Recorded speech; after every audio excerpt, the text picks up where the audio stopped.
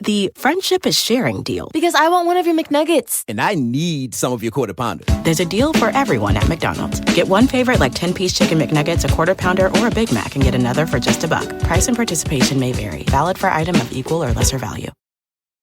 Luxury is meant to be livable. Discover the new leather collection at Ashley with premium quality leather sofas, recliners, and more, all built to last. No matter how many spills, scuffs, or pet-related mishaps come its way, the leather collection at Ashley is made with the durability you need for the whole family. Shop the new leather collection at Ashley and find chairs starting at $499.99 and sofas at $599.99. Ashley, for the love of home. To get the Crime Writers on Aftershow right now, go to patreon.com/partnersincrimemedia. I'm Rebecca Lavoie, and this is Crime Writers On.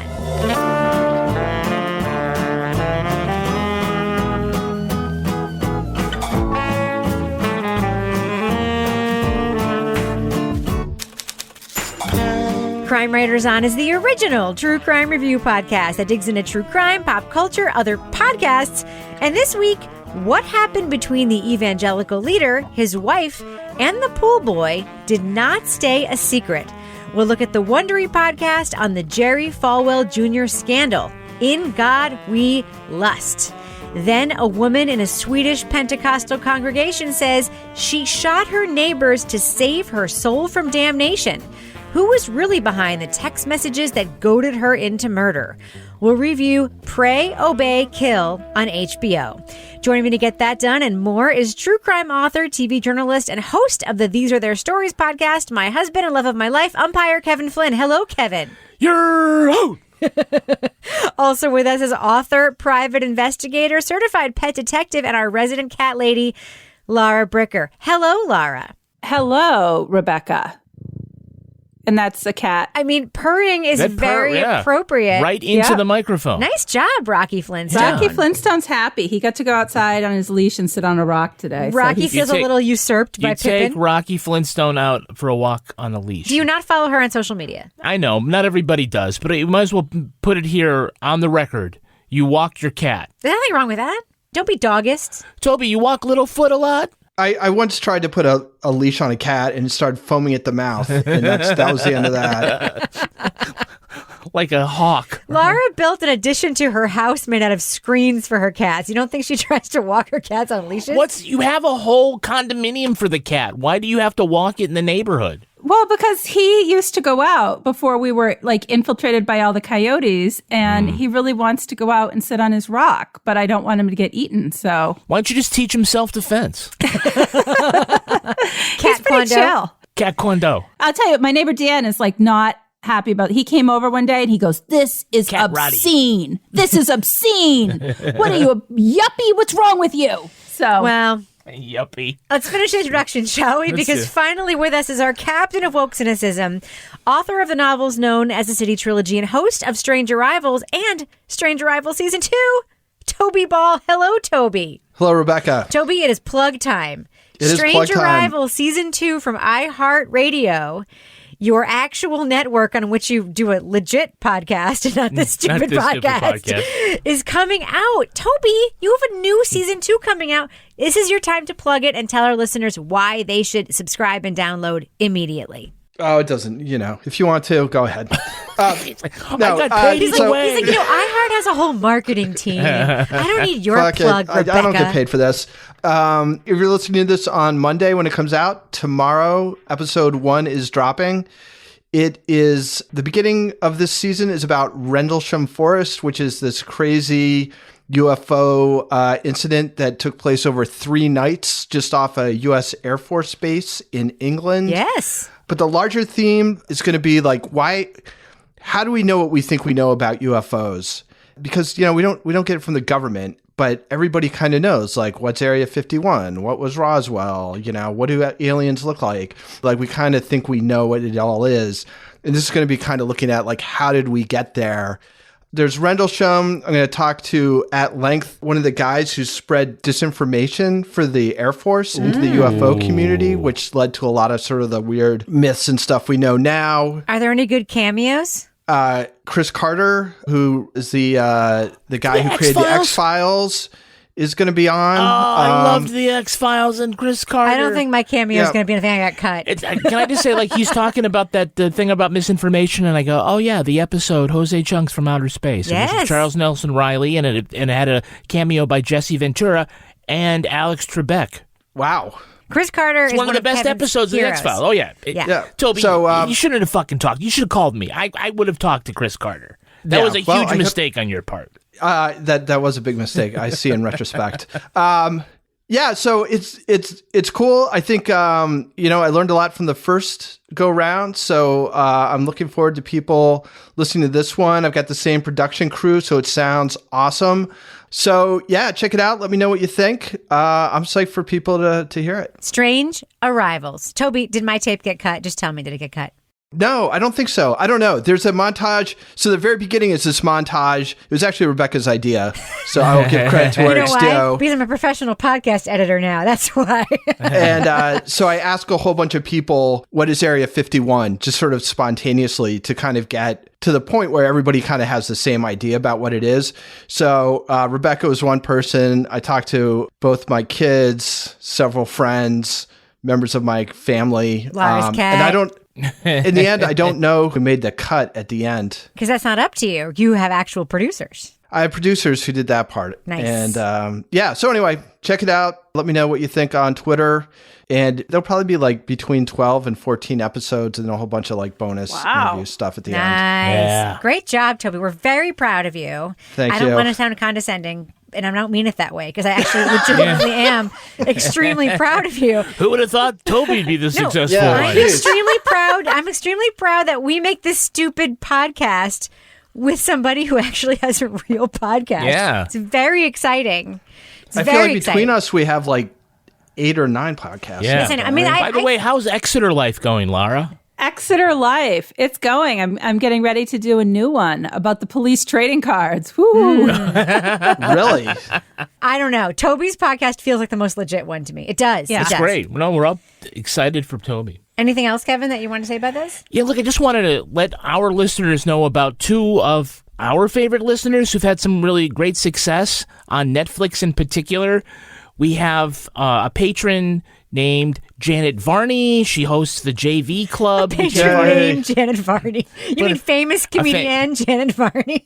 Right. She just finished up season 1 of a sitcom on Netflix called Country Comfort. And I describe it as, what if the nanny were actually a country music singer and not a Jewish woman from Queens? Okay. She doesn't play the nanny. Catherine McPhee does. So it's a pretty classic sitcom. And they finished the first season, so they're always looking for thumbs up and good reviews to push to that second season. And the other congratulations goes out to our listener and friend and patron, Lee Bardugo. Yes. Still can't believe she's on our Patreon. Because on Netflix just premiered the compilation based on her books. It's called Shadow and Bone, and it's an epic fantasy with sprawling sets and special effects, and it's really great. And so those are 2 of our favorite people in the world, and so we wanted to say congratulations. And if you have Netflix, go on the thing where it's like thumbs up, thumbs down on that. Give it a thumbs up or review it someplace, and so that let's keep the good juju going. Shadow and Bone, by the way, my 15-year-old has watched twice. Yeah. And it was #1 everywhere in the world. I know. It's based on a book, right? It's based on a series of books. Yeah.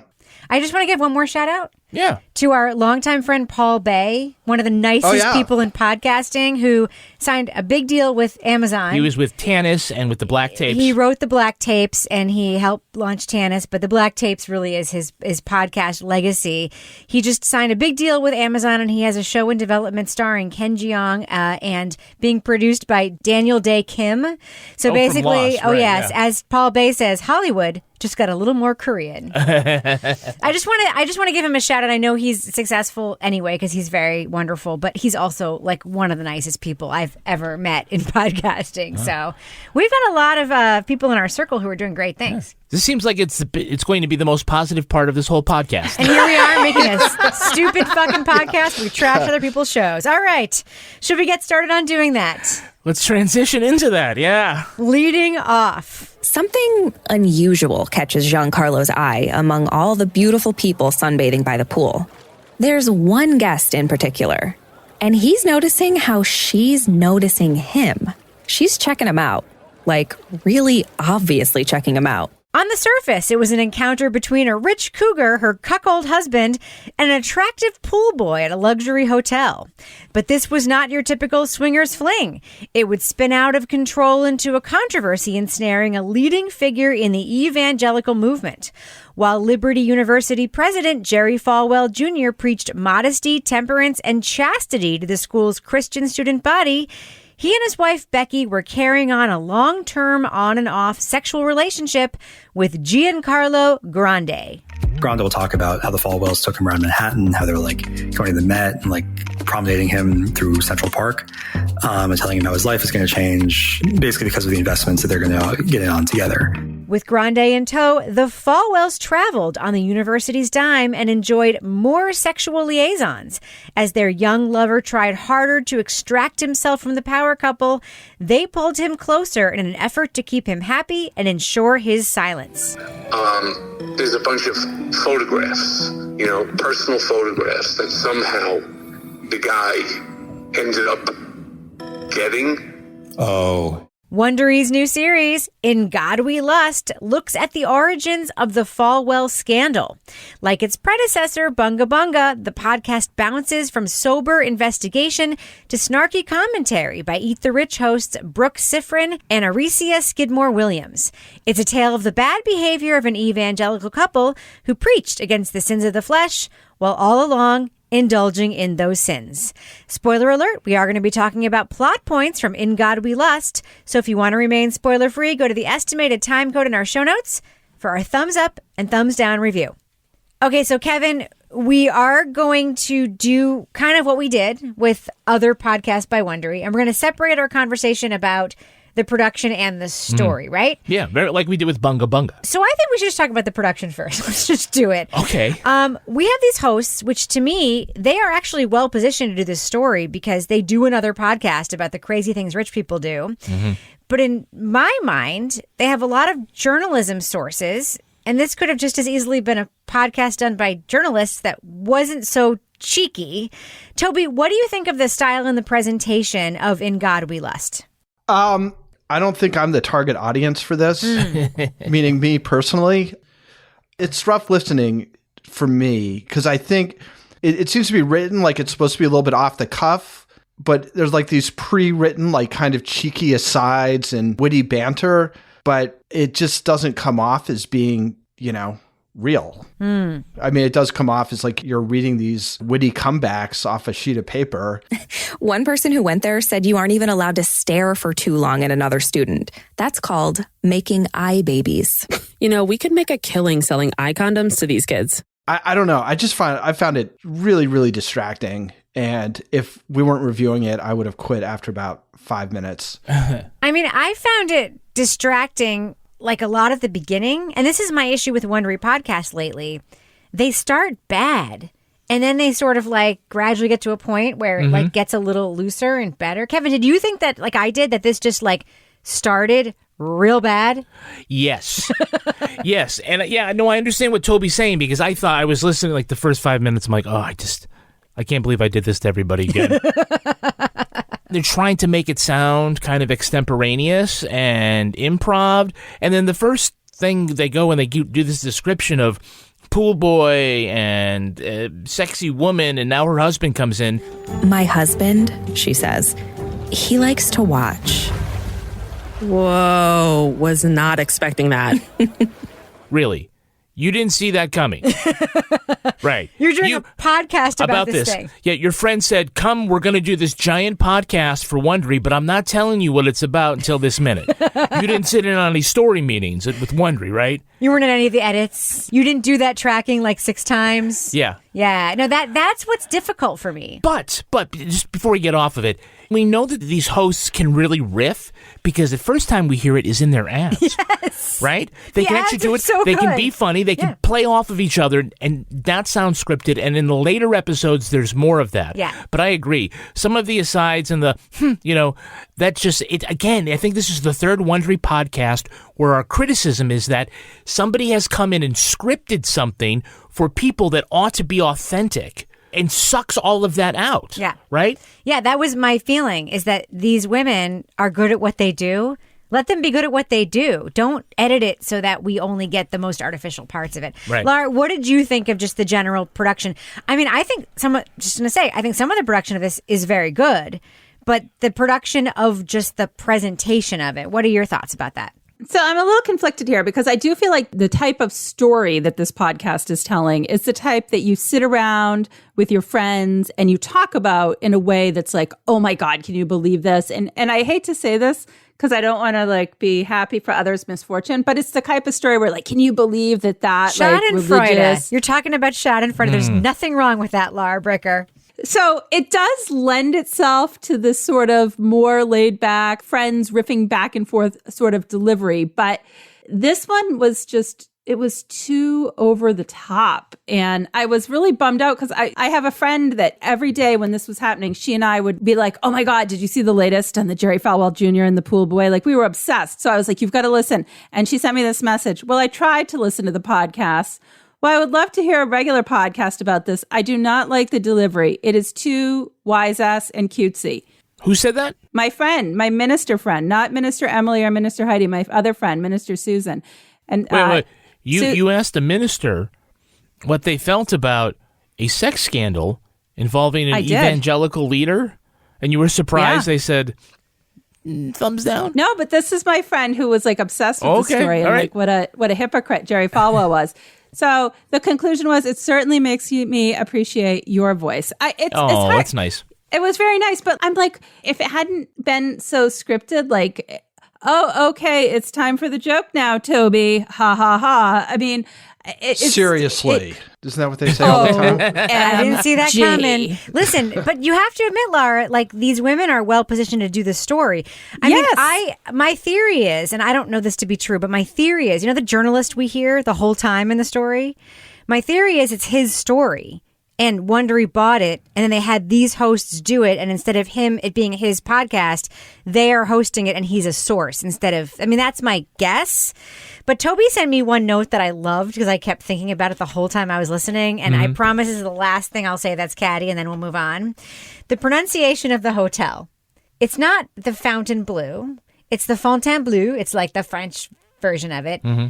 They go back and forth very fluidly, never.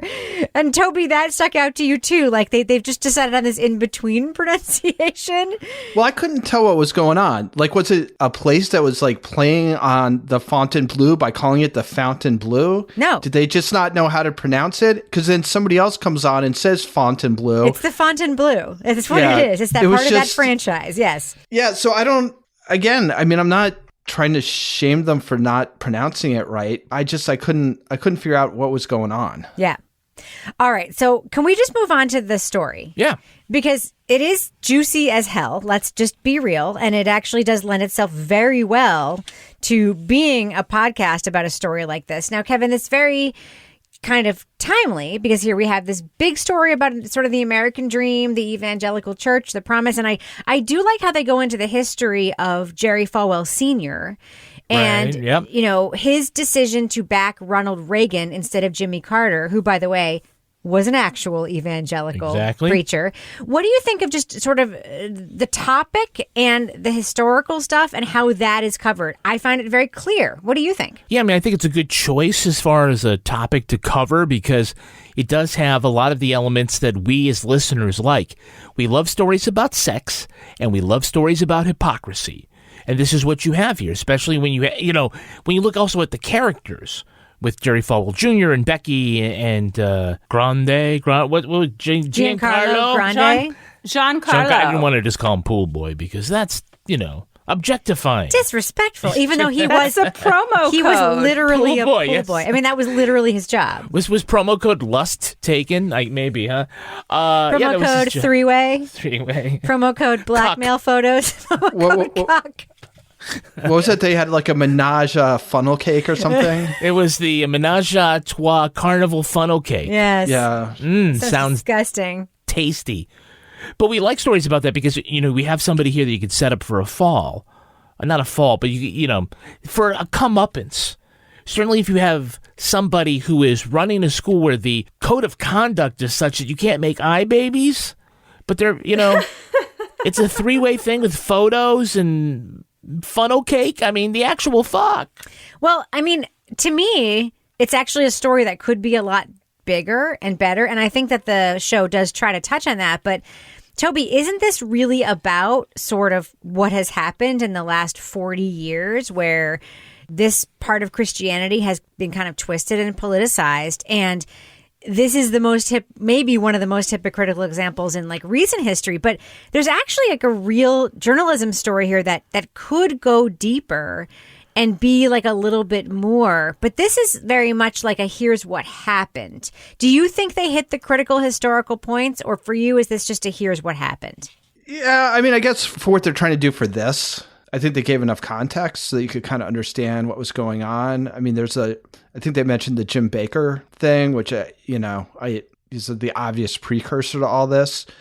And I thought that was like the strongest part, quite honestly. I mean, I agree with Kevin that they laid it out pretty clearly. And it was interesting. And that was some stuff I didn't know. I mean, I think they run into the problem where, I didn't even really care about this story. And I felt like I know so much about it, even though I was like actively trying to avoid learning about it.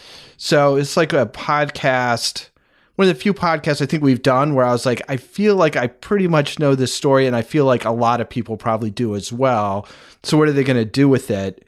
And I think that's like a big hurdle for them.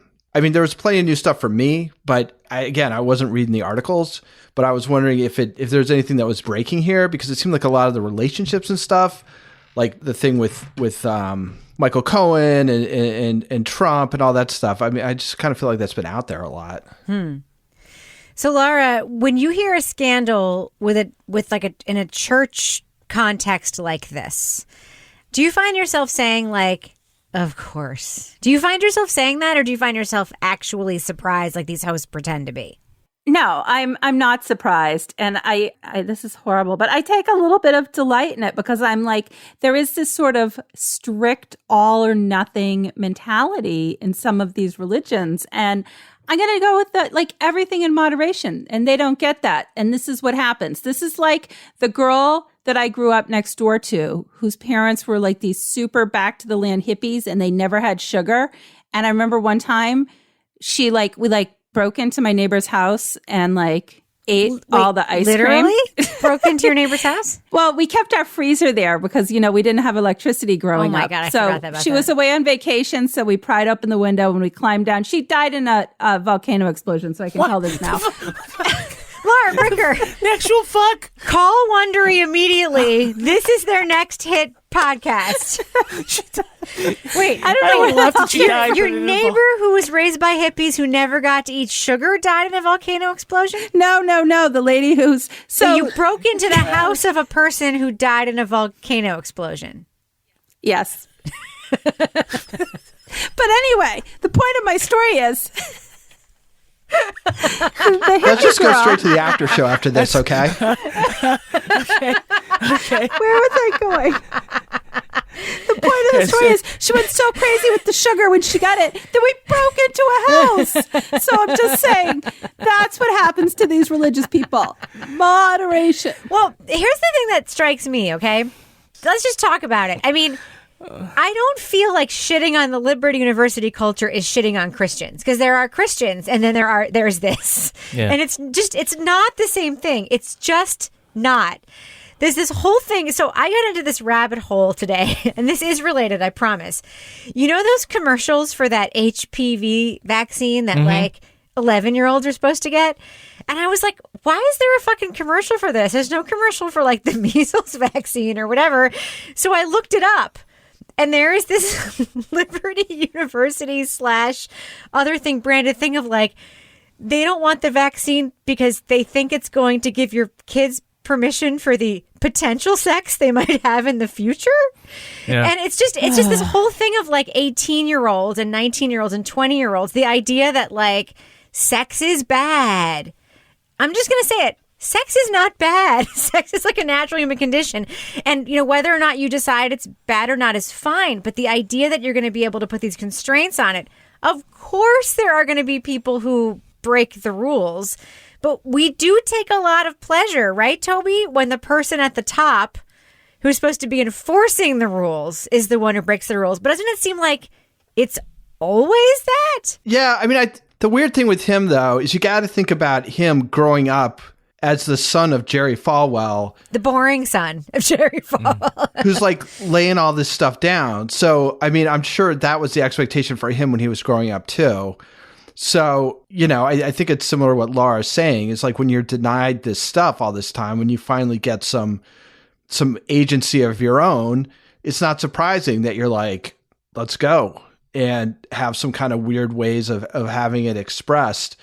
That being said, it'd be nice if he kind of shared some of the freedom and agency with everybody who's under his, you'd kind of feel like if you have that kind of self-realization that maybe that's fine to pass that along to people who you have, some authority over. But that is actually not the case. I mean, he just continues with the bullshit while watching his wife have sex with a pool boy. Which, by the way, no judgment to them. Like, if that's what they decide to do as a couple and No, that's 100%. Fine. I have no problem with that. I do have a problem with them doing that and telling kids that they can't make eye babies with each other. You don't have a problem with that? I don't want that for us, Kevin. I don't have a problem if someone else wants it for them. You know what I'm saying? Yeah. Can I follow up on Toby's point, though? Of course. Because he doesn't actually seem like a Falwell, though, right? He just has, like, too much bro in him. I mean, he's not Jerry Falwell Jr. like JFK Jr. or even Donald Trump Jr., right? They don't seem like the Diet Coke of the other guy. He just seems completely different. Whereas it's the Jerry and his wife Becky in the, I hate to use the term, but they used it, slutty Dorothy costume. Yes. When she is the, first lady. What the hell is that? You know what I'm talking about, right? Yeah. Did you miss that? But Dorothy's like, she's like 8 years old in The Wizard of Oz or something. In the book, not the movie. In the movie. But, the dress, and it's all hiked up, and you can see her legs, and you can't stare too long at somebody else, but hey, I love the idea that you're getting dressed up like that. That's fine. That's not the problem, but you can't do that. And it wasn't like they went to a private club. They were on campus, and everybody's like, what's up with that? Didn't you like, by the way... Just my point is, he doesn't seem like he is as much a true believer as maybe his dad was. Didn't you like it that the student who was telling us that story did say that they don't want to slut shame, but yeah, I mean, literally the costume is called the Slutty Dorothy costume? I'm not saying that to participate in the culture of slut shaming because I don't agree with that, but I'm just using it as a descriptive word. She is wearing something that makes you go, wait, is that Becky? Is she really wearing that? It's like in total contrast to the students' Halloween celebration, which was like this like hokey dress like a scarecrow for 2 weeks thing and scare people. I'm the yellow M&M. I'm Slutty Dorothy. So, Kevin, our best friend Michael Cohen shows up in the podcast. Thoughts? Oh, I think that was great. I mean, we knew he was part of the story, but his response that he didn't want to get involved with tabloid journalism, it's like, what the fuck, man? Michael, really? After all the catch and kill things you bought, So, Toby, I have one final question for you. Yes. Would you stay at that Dick in a Boat hostel? Dick in a Boat. In Miami Beach. It's my dick in a boat. Run by Giancarlo after being screwed over by the Falwells in that real estate deal. It's $15 a night. Apparently the location is great. Would you stay there, yes or no? The HPV is free. Yeah, 100%. That sounds awesome. It's like it should be a tourist destination after this podcast. The logo is a busted condom. No, the best thing to do is go there and you sit on the side and watch other people stay there and take video and photos of it that can be used against you later as blackmail. All right, so I think we should do what we do. Let's let our listeners know, should they listen to In God We Lust? It's another, of course, hit podcast from Wondery. Laura Bricker, what do you think? Thumbs up or thumbs down for In God We Lust? I'm going to give a lukewarm thumbs up. This podcast is not going to change the world. It is not going to tell you something that you didn't know. It's entertaining. I listened to it while I was walking. You have to get past the initial adjustment to the over-the-top delivery of the host. But I think if it was a different story, I might be giving a different thumbs up on this, but I was obsessed with this story when it happened. It was like in the middle of the pandemic and everything is horrible. And I was like, oh, but this horrible, crazy religious sex scandal with the pool boy is breaking. So it was like a really good diversion for me when this actually happened in 2020. So based on that, I'm going to give a lukewarm thumbs up. Toby Ball. It didn't turn out to be quite the disaster I was fearing after the first 5 minutes. It's interesting to hear you guys say that you thought it got better, like the banter and all that stuff, because I wasn't sure if I had just built up a tolerance at that point and it just wasn't affecting me the same way. I can't really give it a thumbs up. Again, I just don't find the story that interesting. I didn't find their kind of delivery of it that great. I guess I'm kind of a negative thumb sideways. Like, I don't want to give it a thumbs down, but it's lower than 50%. Kevin Flynn. Yeah, I'm going to go thumb sideways, which I don't usually do. I thought the first 10 minutes this was going to be really bad. It did start to get better. The story itself is told pretty well, so I can't give it a thumbs down. They got a lot of good sources there. It's an interesting, juicy story, and I can't say that the hosts are terribly bad because they do get better, and I think it's probably in part because everybody else around them, it feels like they're getting out of their way and letting the two of them do the thing that they do, which is to play off. And I think the idea here is to have a podcast that sounds like the chatty, gossipy true crime shows or whatever, where just two friends just have a bitch sesh, right? And it doesn't have that energy, but it's getting close. I think I'd have to really, if I wanted to go thumbs up or thumbs down, I think I'd have to listen to the entire thing. And we're 4 episodes out of 6 in. So it's just enough to say, stick with it. It's not bad. I'm really pulling it for the end, but I can't give it my good housekeeping seal of approval just yet. Yeah, I'm also thumb sideways. I actually think Brooke and Aricia, they're fine. And they're actually well positioned to tell the story because they do a podcast about the shitty things rich people do, apparently. Do you lay blame at their feet? I do not. Yeah. I actually think that there's some good journalism in this podcast, too, that, we have the actual journalists who did this story. And I actually think this was probably his pitch. I really do. I believe that this was like his story. Wondery picked it up and then they made it this way. It's not the host's fault. It's not his fault. It's the packaging's fault. I also think this is another one of those stories where it's like here's what happened, right? Mm-hmm. So if you're like me and you're like you and you're a consumer of the news, you're like, yeah, I fucking watch CNN and MSNBC and NBC News. I know all of this already. Why? What are they doing? But you do realize that a lot of America are not close news consumers. And for them, this will come as a big surprise. Reminding me a little bit of the Zodiac Killer podcast, which is literally just here's what happened, right? Mm-hmm. Yeah. We feel like we know it, but we know that a lot of people don't. So I can't give it a big thumbs up because of the flaws of the packaging. That being said, I do think the hosts do a good job with what they had after the horrible editing at the beginning. And the story isn't horribly told. I'm following it. I get it. I feel like I understand all the details. So, thumbs. So if we're 3 thumbs sideways, lukewarm, why are we not 3 thumbs up? Actually, I think Toby, if he had a pick, gun to his head, he'd go thumbs down. Listen, I'm side. There's nothing wrong with being sideways. Okay. Let's not stigmatize it anymore. Sideways is a thing. It's fine. It's like sex positive Dorothy and Toto. Thumb sideways for me, for In God We Lust. So you're saying with Hilton Honors, I can use points for a free night stay anywhere? Anywhere. What about fancy places like the Canopy in Paris? Yeah, Hilton Honors, baby. Or relaxing sanctuaries like the Conrad in Tulum? Hilton Honors, baby. Ooh, what about the 5-star Waldorf Astoria in the Maldives? Are you gonna do this for all 7,000 hotels and resorts? When you want points that can take you anywhere, it matters where you stay. Hilton for the stay. Click the banner to join Hilton Honors for free today.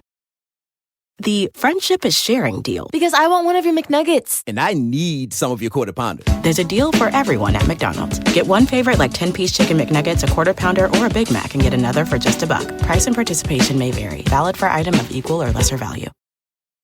Luxury is meant to be livable. Discover the new leather collection at Ashley with premium quality leather sofas, recliners, and more, all built to last. No matter how many spills, scuffs, or pet-related mishaps come its way, the leather collection at Ashley is made with the durability you need for the whole family. Shop the new leather collection at Ashley and find chairs starting at $499.99 and sofas at $599.99. Ashley, for the love of home.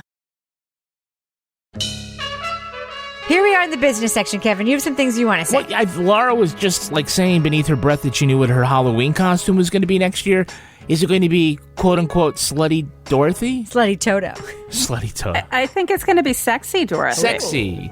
I like sexy better than such Slutty Dorothy. Such a fine line there. Well, certainly by then, Rocky Flintstone can dress up like Toto. That's true. So we all know the word slut and slutty is a pejorative that we should not use, but the podcast use it, and they also explain why they use it, and that is the context. And just in case you don't happen add to be us, America. starting to listen at this point, which no one does with a podcast, we know you have the context, but still, I feel the need to apologize.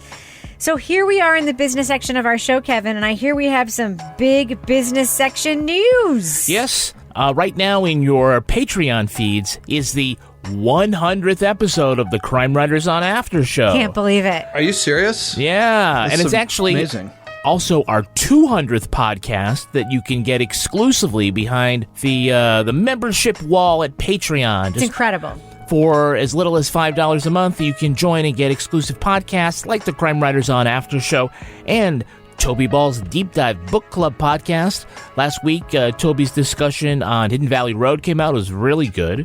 Also, we have Married with Podcast, and the latest episode deals with many things, including the Battle of the Baby Monitor. Yeah, oh my God. I'm so excited to answer that question. I'm like jumping out of my shoes to answer that question. I'm so excited about it. So, Kevin, what do we have going on the Crime Writers on After Show today? Oh, yeah, we're going to be talking about the finale of The Line, because I think everybody finished it up and we all really liked it. We all gave thumbs up to The Line as like at episode 4. So it finished up, and just for those who aren't on our Patreon, are we all saying we loved it? We want to save that for the After Show podcast, Kevin. Oh, okay. Sorry. We don't want to give it away. We want people to be incentivized to spend like $6 a month or Not all this is free, America. I don't think there's going to be a ton of suspense about that, Rebecca. Okay. Yeah. There are going to be other things we talk about, though. Plus, apparently, we're also going to talk about all of our medical stuff. You know what else we're going to talk about? Somebody is getting a colonoscopy. You know what else we're going to talk about? What? My new friendship love affair with Payne Lindsay. Okay, sure. We're going to unpack that on the After Show. So, Kevin, before we end the business section, you want to give a little plug for why people should subscribe to our free newsletter? Oh, yeah, just go to crimewriterson.com, put in your email address. That's all we need from you. We're going to send you every Monday the latest newsletter from Crime Writers On. It includes stuff about, hints at what next week's topics are going to be. You get to see the photos of the cat of the week, some insight on what's happening behind the scenes and things like that. And, we'll put our thumbs up, thumbs down decisions in the description, so don't be spoiled. It's okay to be spoiled by thumbs up or thumbs down. Is that the worst thing in the world? No. No, it's not. Okay. You could also put it in just clear lettering so someone can't see it unless they highlight it. You know how many people are going to miss that? Literally one person wrote us an email and now we're all angsty about it. Listen, we love you listeners. Feel free to write us your emails whenever you want. But when one of you complains about something, we get very upset. I'm still haunted by ruining True Detective Season 1 for that guy. Yeah, 5 years ago, yes. 7 years after it happened. Yes. It was the lawnmower guy. See, now I've done it too. Hey. Was it? Oh, shit. Time is a flat circle. Kevin, before we end the business section, do we have any Patreon patron saints of the week this week? Our Patreon patron saints are Rosie Lewis and Marcia Dickerson. Bless you. And thus ends the business section. Moving on. Jag fick Twin Peaks-känsla över hela det här stället.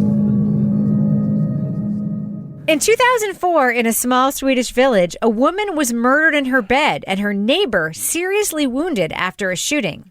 The victims were part of a cult-like religious congregation, and their spouses were having an affair with each other. The next day, the family's nanny confessed to shooting the victims after receiving anonymous text messages saying it would save her soul.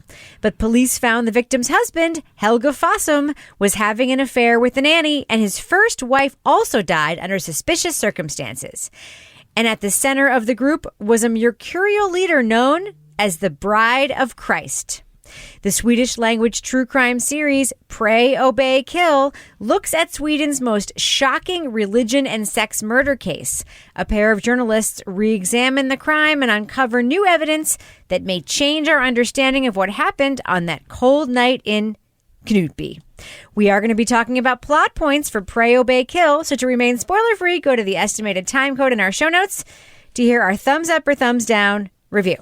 Kevin, can we just talk about why this documentary exists on our HBO? By the way, we love Scandi Noir and Scandi Fiction. This is Scandi True Crime. Why is this on our HBO right now?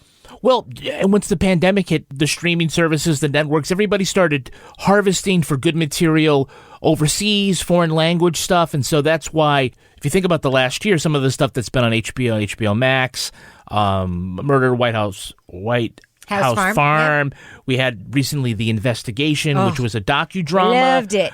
And so, this is another one. So, I mean, obviously there's great stuff around the world. And I think we have maybe a greater tolerance now for shows that are subtitled, especially if it's quality stuff. You mean not we, you mean other people. We've always had that America. Crime Writers on Nation is, for the most part, enthusiastic about that kind of stuff. Now, Laura, before we get into some of the substance of this story and our, critiques of the documentary, can we just talk about a stylistic choice that was made? Oh, yeah. Which is to use dollhouses and miniatures for many of the recreations here, including the building of the dollhouse with a little broom sweeping the snow, the lifting off of the roofs, the little police cars with the baby lights. What do you think about all that, Laura? Oh, I was there for the dollhouses. I loved the little dollhouses. I loved their little lights, their little fake snow. It's like Christmas Town, but it's not. Like, do you guys know people that set up the whole little Christmas town? Yeah, under the tree. Yes. The only thing that place was missing was a model train to go through. Wait, is that like the shit you buy at the Christmas tree shop? Is that what it is? Yeah, like the little house. You can build like an entire village. Yeah, with AstroTurf. A little Pentecostal community right under your tree. Yeah. Cotton for snow. Yeah. But I liked how it was carried across the entire documentary because, like, instead of having B-roll flying over this actual area, they had that, Laura. They had that. Those trees that were we would go knocked to the cozy little thing, but then we had like the actual like life-size dollhouse that they were playing with. Like, okay, they're in this room or that, and I'm like, what is? But I was like, I kind of love it. I love Toby. Well, before you go to Toby, like Toby. I just asked Kevin a question. Yeah. Because one of my issues with this documentary was that they do the thing where reporters are reporting a thing, except that it's very clear that some of it isn't that. They're just pretending it's that. Yeah. Like, hey. It's not dissimilar to what we said about In God We Lust. Did you see this piece of paper where they said, what's one of the big cues where you know that it's like not real, that they're actually telling you something for the first time? How about when they go over and they say, let me show you something in this dollhouse that you've never seen before. Let me pick it up at the top. Like here's where the bathtub was. Oh, yes. Oh, really? Wait, where was the bathtub? You didn't see that coming? So, Toby, in the introduction to this episode, somebody who wrote the script wrote cult-like. My opinion is that this was a cult. But that's my opinion. What is your opinion of this religious group? Cult or congregation? I would say cult, especially towards the end.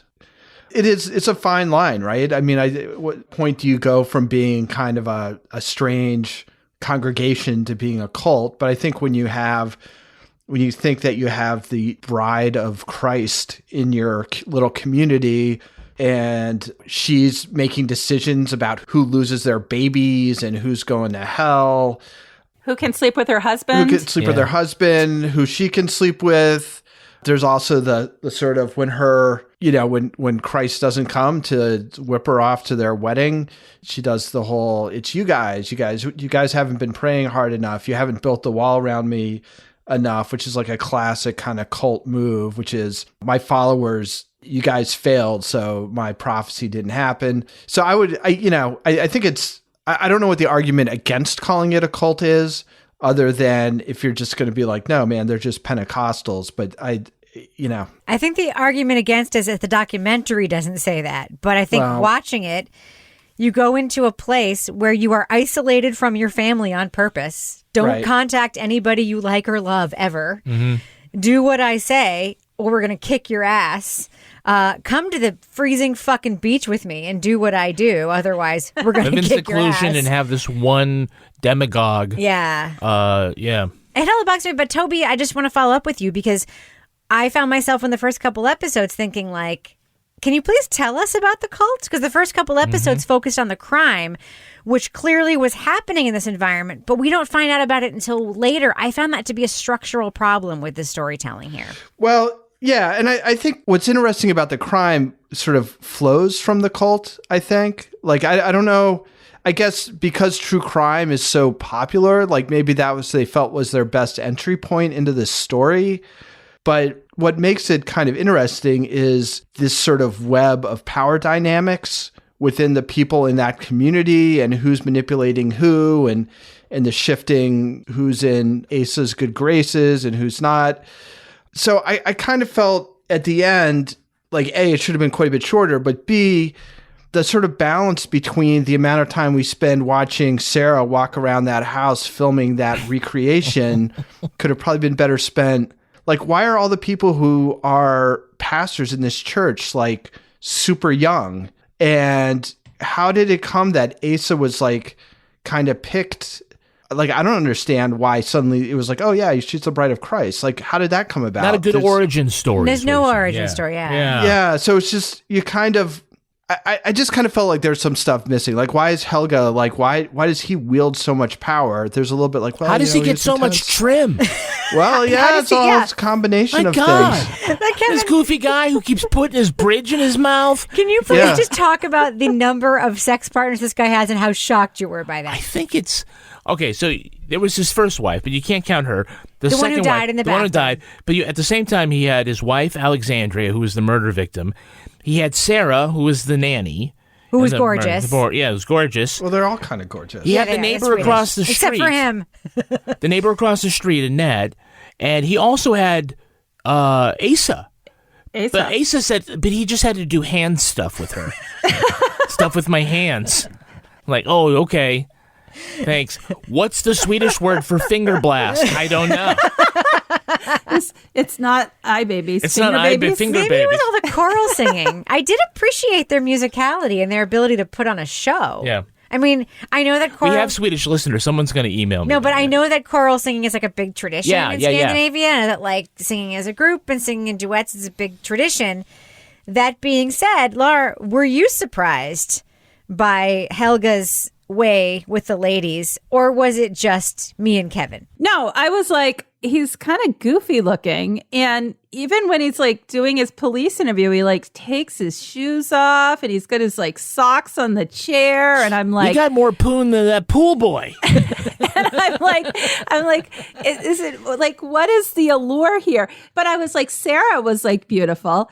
Asa, I mean, if you didn't know her crazy story, like I was like, if someone tells me they're the bride of Christ, I'm just going to run like super fast. But like, she looked normal. She looked like this like wholesome, outdoorsy kind of hiking chick or something. But like him, I'm like, what is the allure here?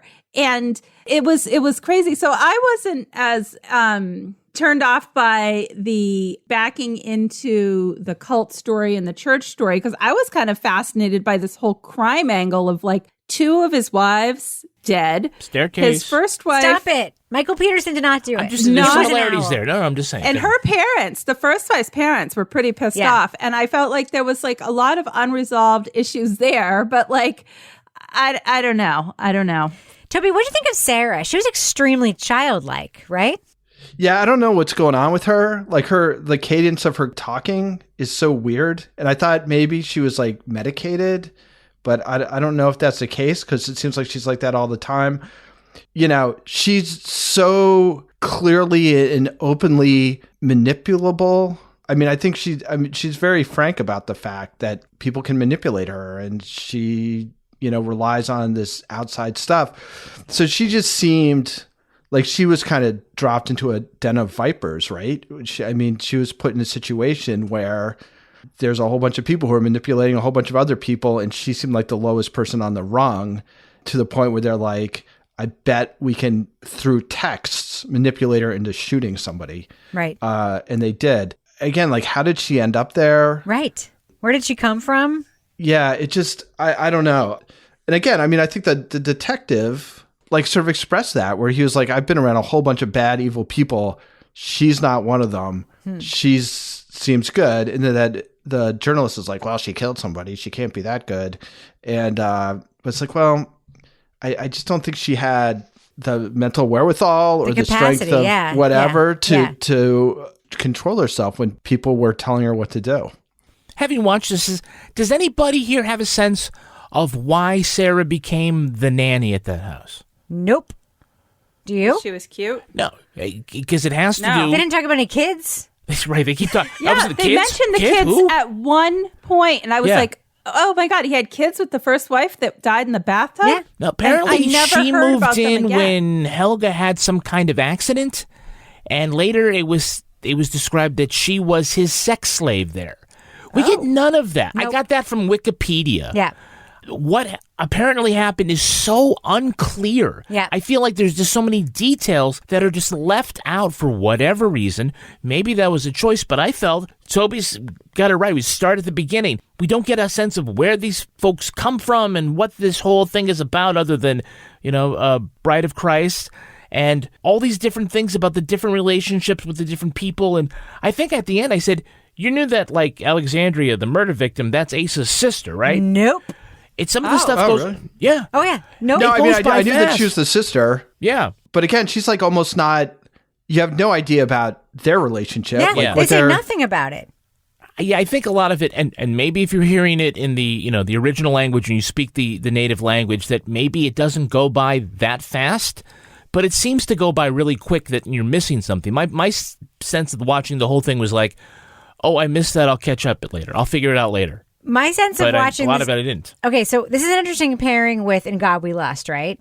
Because in God We Lust, we have a story of a leader of a religious movement who does things that are sort of objectively maybe criminal in terms of like the money stuff or whatever Liberty University like sued him for and yada, yada, yada. My sense of it is that in Sweden, you can have a trial because somebody pulled somebody else's hair. Like, it just feels like they didn't actually tell us, like, we kept seeing these news clips, which looked, by the way, exactly like the news in Borgen, which was very, like, gratifying. People standing at a table. But it was like the very well-known religious Pentecostal sect. I'm like, wait, they're very well-known? Like, there they are, yeah.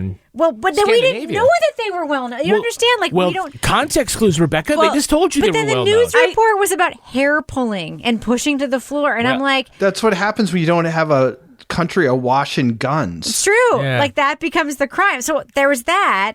And so when Kevin was telling me all these details, I was like, wait, what? What? I mean, I just don't feel like the documentary went there. Well, I felt like the documentary was made for people, not us in this country, who already probably knew about this case, who might have known some of those details. Like, I felt like there was like sort of like this implied knowledge base for the target audience, which was not us on HBO Max, if that makes sense. Yeah. Because the end is, I guess, if you knew the case before and you didn't know how the end thing pops up, like that may feel like a big shocker. Wait, what? What am I feeling like that Asa was behind the thing?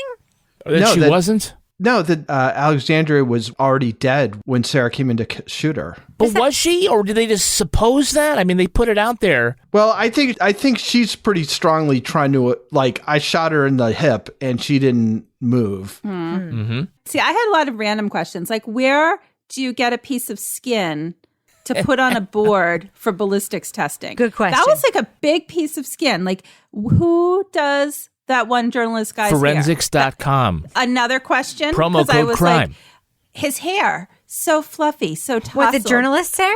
Yeah. Yeah, but yet so styled all at once. Yes. That guy had awesome sweaters, too. Yes. Like, every sweater he had was great. Scandinavia, man. They have awesome stuff. Yeah. That's the thing. Yeah.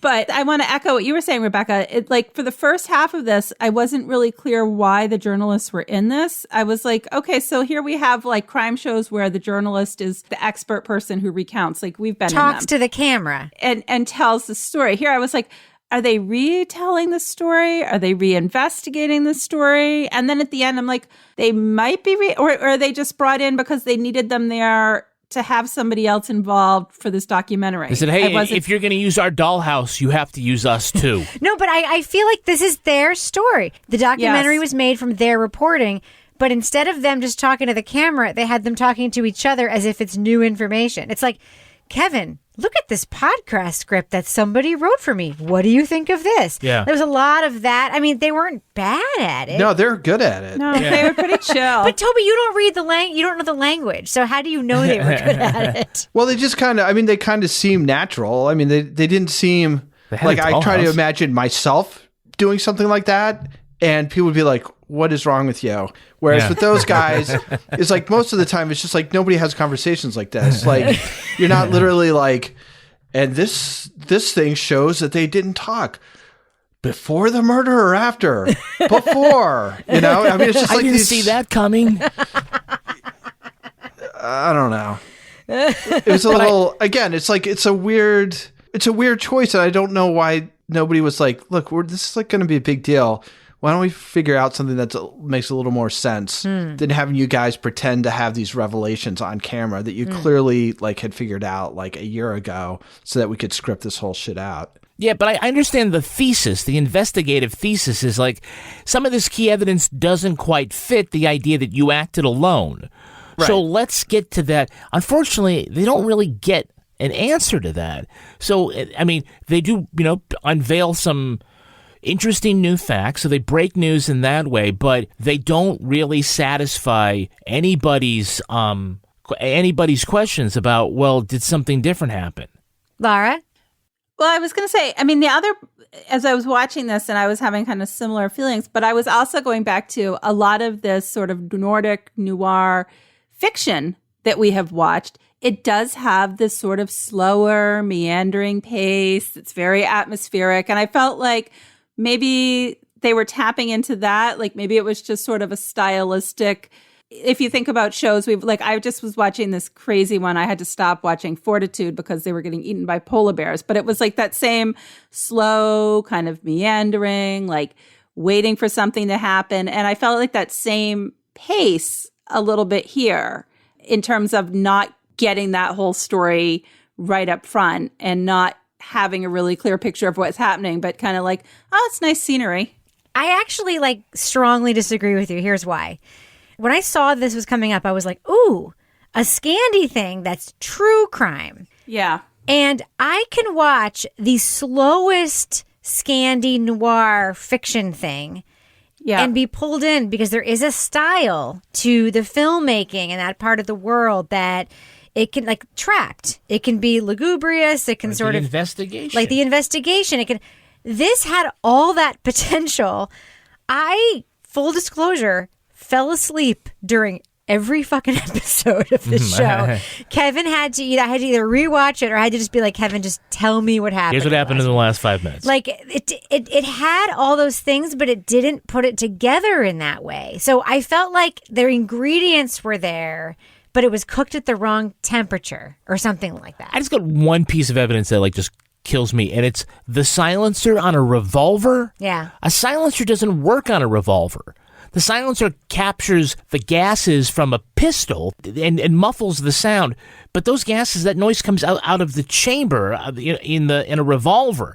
I don't know why no one points that out, because even when they do the test fire, it goes bang. It's not like a James Bond thing. I just never figured that out, and yet. Sarah, when she's doing the recreation, she knew enough when the recreation guy came too soon. She's like, no, it's got to be the fourth knock. But she can't get close. She's too far away from the fake body to put where the actual gunshots were.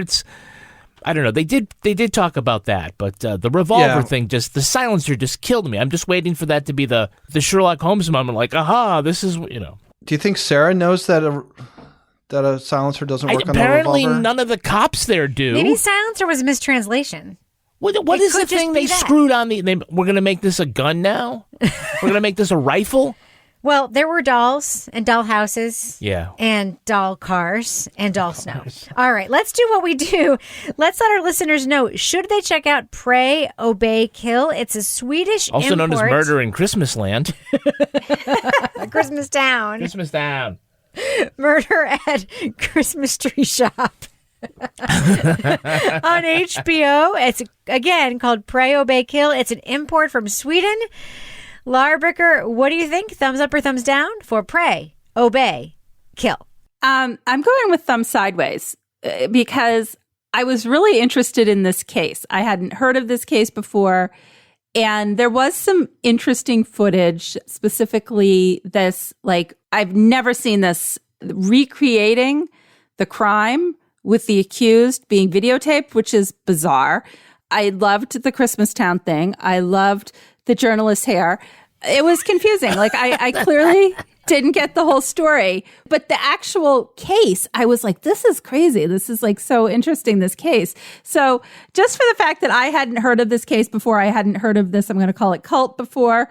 You know, I, like Rebecca, I did fall asleep from time to time watching this. But the problem is it's not in English. So when you wake up, you have no idea what the fuck is happening. Yeah, you can't fold your laundry while you watch this. Yeah, no. So, I mean, I'm conflicted because I did find the case itself kind of, I was like, well, this is kind of an interesting thing. And some of the footage was very interesting. But overall, there was definitely some issues with the storytelling that, you know, made it hard to follow. So that's kind of a weird way of just saying thumbs sideways. Toby Ball.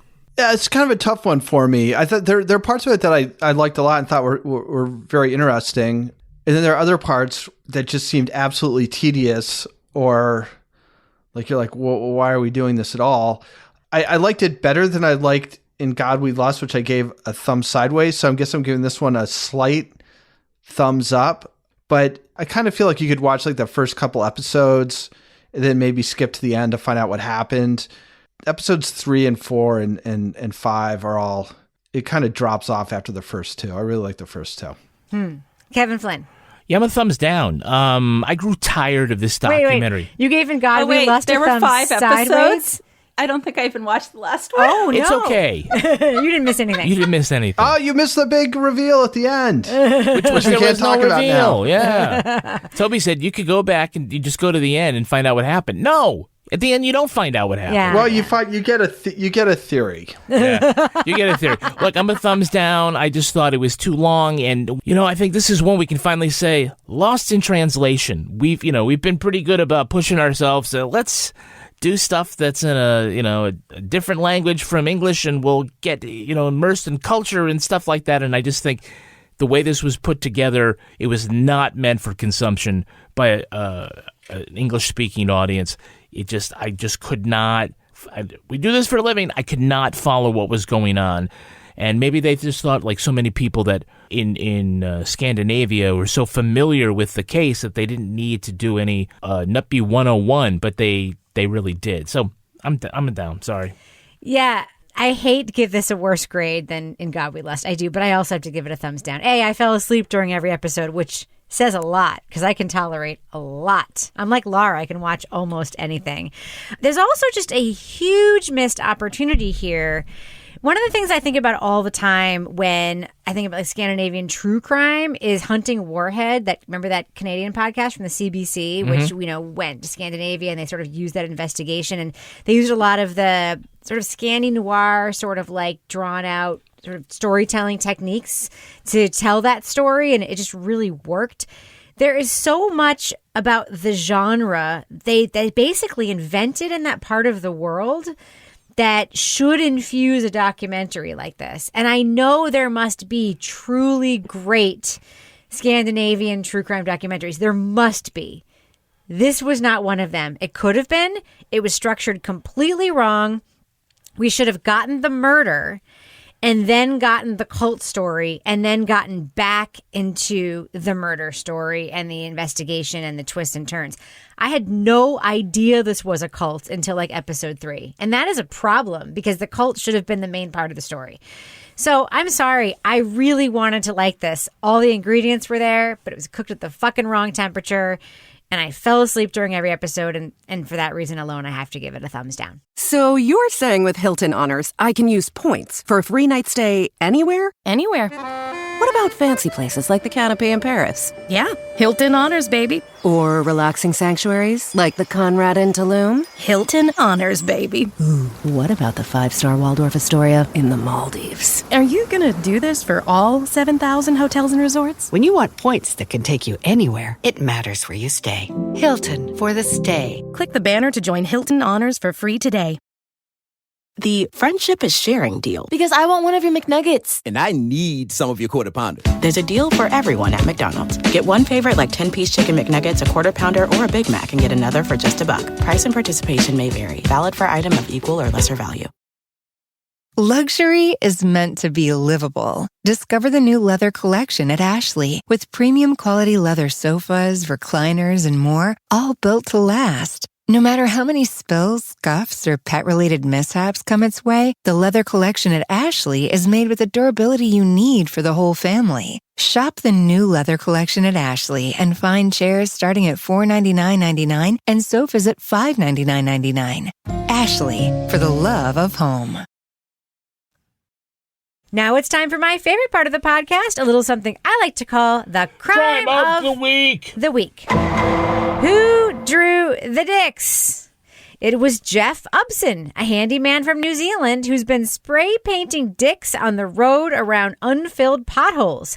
He's been doing it for 3 years, tagging damaged infrastructure with giant green penises because the highway department might not make a priority about fixing a pothole.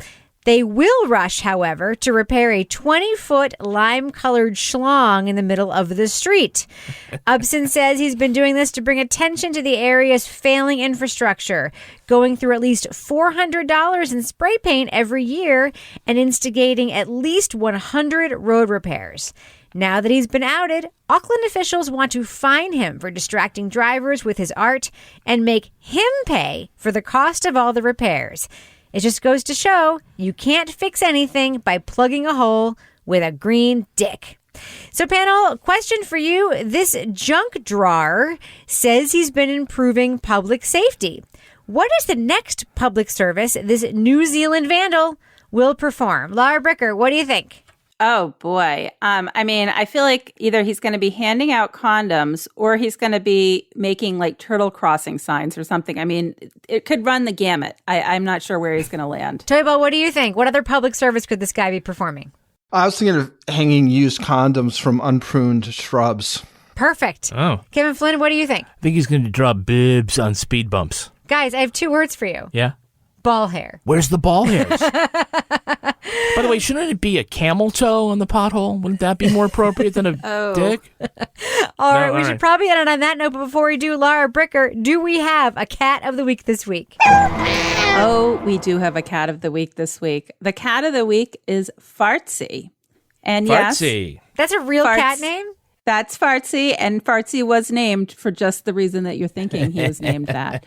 So Fartsy comes to us from Deanna, who on Twitter is Lemonberry32, and it's her mom's cat. And Fartsy knew her mom has not been feeling well and decided to bring her a little protein pick-me-up, which is a mouse at the... Nice. There you go. Oh, look at that picture. That's a proper mouse. Oh, nice. Oh, no, it's like Fartsy was doing a good job. So, I mean, that's probably why he's got the fartsy issue, because he's eating all that protein. So, it's like the people that go on keto. So anyway, it's like it's all that whey protein. It just like works its way through you, right? Yeah. But I love the picture. It reminds me of my Felix, who used to do that with the birds until I got the lacrosse stick and saved the birds. All right. Well, if you want to send your pets or cats of the week to this show, you can send them to crimewriterson@gmail.com, or you can tweet them directly to our fine Laura Bricker. Laura Bricker, how can folks find you on the internet? At Laura Bricker on Twitter. And Toby Ball, folks want to reach out to you on Twitter and ask you questions about UFOs and why the fuck you don't believe in them. How can they find you there? At TobyBallNH. And Kevin Flynn, if folks want to reach out to you and thank you for your service in recapping the episodes of Pray, Obey, Kill that I fell asleep during, how can they find you on Twitter? I'm at Kevin P. Flynn. And if you want to follow me on Twitter or Instagram, you can find me at Reb Lavoie. You can also follow the show on Twitter at Crime Writers On, and I encourage you to join our truly amazing community in our official Crime Writers On Facebook discussion group. There's some celebrities there, by the way. They sometimes drop in. We also have a regular old Facebook page, but that's just an entree to the group. You really want want the group. Support the show at patreon.com/partnersincrimemedia, and you will get the Crime Writers on After Show right now. Plus, Married with Podcast, our advice show, Laura Bricker's Leave It to Bricker podcast, and Toby Ball's Deep Dive Book Club podcast. Our theme song was composed and performed by Ty Gibbons. Our line editor is the incredibly handsome Olivia Burdett. Our executive producer is Kevin Flynn. Yeah. This show was recorded in the Yoga Loft above the Bodega in Bay St. Louis, Mississippi studio, otherwise known as The Closet, in our New Hampshire basement, where we share our Menage a Trois Carnival ice cream dessert with no one outside the bonds of holy matrimony. Bet. On behalf of all the crime writers, thanks so much for listening. We will catch you later. Pause. She's lagging. Do you hear that? Yeah. Yes. Laura, you sound like you are in slow motion. Yeah, it's your stupid Wi-Fi. You need to log off. It's like Elizabeth Holmes. Look at her. She sounds like Elizabeth Holmes. Oh, yeah. Remember that? One drop of blood is all it takes. It doesn't matter. She's going to go yell at Will. No, she's going to go hardwire. Well, I do love it. It's too bad because, this is a case that I was obsessed with. Hey, Laura, and- remember when we sent you that hardwire 4 years ago and we said, here, use this when you're doing our podcast? Still have it around, or is it in an envelope? Let me go hardwire in. Hold on.